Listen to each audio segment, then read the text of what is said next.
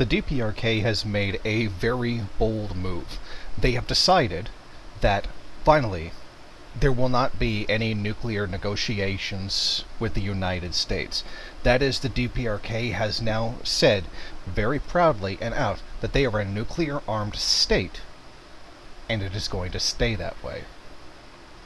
Now, this move comes as a surprise to some, because they had always believed that the DPRK was using the development of nuclear weapons as a means of trying to get things out of the West, and they only build nuclear weapons because they want attention and to get things, failing to remind themselves, of course, that they're the ones who are responsible for the destruction of the DPRK and the Korean War.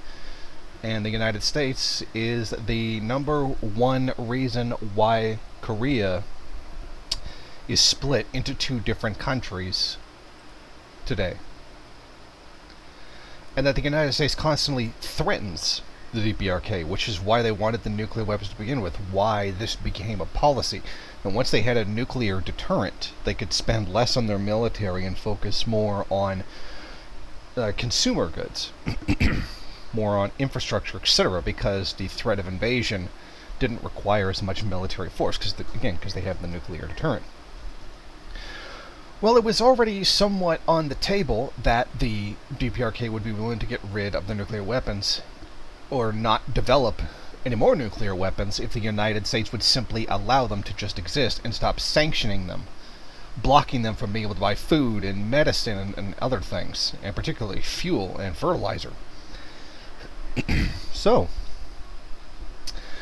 it seems that their patience has run out. And they said, nope, that's it. We are a nuclear-armed state. There will be no more negotiations because, frankly, the United States doesn't live up to them. The United States will make a small concession, which is not even really a concession. They're slightly less killing the DPRK, and then several years later, stop it. So the DPRK begins building nuclear weapons again, as per the agreement. And then the United States acts like the DPRK is the aggressor. Well, apparently this stupid game, the DPRK has had enough. And under Biden, just like Trump, nothing changed. Sure, Trump made all kinds of overtures. He went and visited. He said some nice things and all that. But nothing changed. The empire remained exactly as aggressive towards the DPRK as all previous presidents of the United States since the end of the Korean War. So the DPRK is saying, no more. That's it. We're a nuclear-armed state. No more negotiations. You had your chance. And one of the things that I've been saying for a long time, at least 10 years, is that they shouldn't give them anything to begin with. Keep the nuclear weapons and tell the United States to screw off. Just don't. Why engage in negotiations with all of the United States? You can't trust them. You can't believe them. I mean, look what they did with the Iran nuke agreement, the JCPOA. The United States just blatantly violated that under Trump, but I don't think it's significant to Trump. I think they would have done it sooner or later anyway. So that's it. The DPRK is now a nuclear-armed state. And I think that this is the right path to take. And this would be one of my few criticisms of Iran. The Ayatollah Khomeini said very specifically that there should be no nuclear weapons, or that there will not be nuclear weapons in Iran because it is un-Islamic. Because, essentially, long story short, it's un-Islamic to just indiscriminately kill, which is what a nuclear weapon does. That's what a nuclear bomb does. It destroys large areas without any precision, despite what the U.S. military might claim. And keeping them beholden to their religious beliefs, their moral guidance, that's what they want to do. They want to refuse to give nuclear weaponry. They're not going to do it. They will refine uranium to the point of it being weapons-grade uranium, but they have no intention of building bombs. And I think the United States knows this, and that's why they jerk them around so much. Considering what it is that Iran has to suffer because of United States sanctions from the banking system and whatnot, they shouldn't concede to them. Iran should just say, you know what, we've had enough. We're building the nukes. Here it is. One big apocalypse-class nuclear missile. Aim it right at the United States and say, you know what, we've had enough of your shit. You try to do anything to us, we vaporize you. Leave us alone. And I think that that's one of the... again, they're not going to do it because they don't believe in it. And I think that's a mistake. You know, that's one of the things I always have a criticism of moral systems. I mean, everybody has to have a moral system, and they have one in some way or another. But I do believe it needs to be flexible in order to deal with things that the guide never thought of. Do you think the Prophet Muhammad, when handing down edicts, you know, how Islam should be, what is Islamic, what is anti-Islamic, ever thought about nuclear weapons? I don't think he did. Did he foresee the rise of the U.S. empire and what it would do and the harm that it would cause?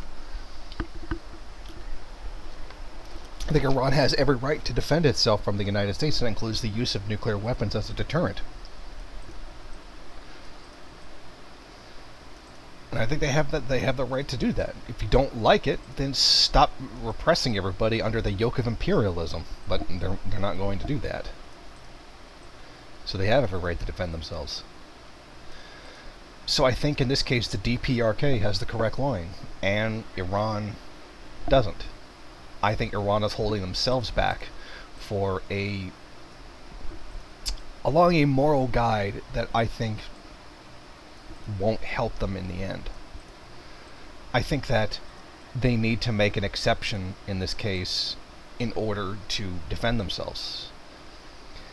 It always reminded me, this reminds me of that, you know, that thing from Che Guevara's Motorcycle Diaries, when Che was in his youth and he was traveling all over South America on a motorcycle with his friend, and he noted the great accomplishments that all the Incas, the Mayans, you know, the ancient, you know, empires had, you know, forms of government, agriculture. They had aqueducts, rudimentary brain surgery, you know, all kinds of, you know, really advanced stuff. Some of it ahead of its European counterparts. But he noted, in the end, what did it matter? The Spanish had gunpowder. For every bit of advancement, for as much as they were ahead socially, even technologically, from the Spanish still had better weapons. And they were wiped out because of it. All the good intentions in the world don't mean a damn thing if you can't protect them. What's the point of building a great, peaceful, happy life if you can't protect it?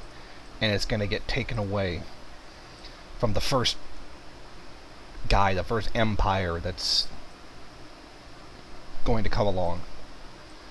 If we could all pretty much agree that you should have weapons to defend your family, you know, why not defend yourself from, you know, defend your country, your national interests from people who would seek to destroy it? The DPRK is just trying to live their life. Iran is just trying to live their lives.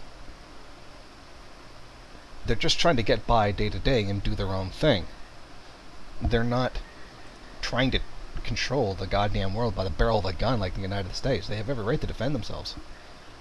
And I think that lesson that Che Guevara put together so well is one that needs to be reminded to this day, because I think it's pretty damned important.